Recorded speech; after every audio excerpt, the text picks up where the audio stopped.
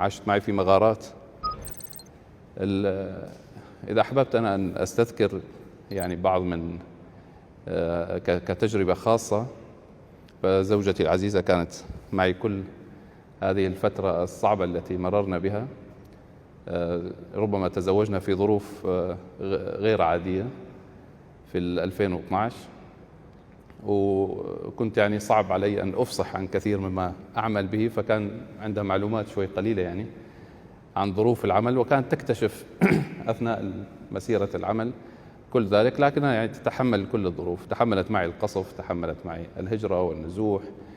يمكن أعتقد غيرنا 49 بيت خلال الفترة الماضية، يعني بمعدل كل 3 أشهر منزل.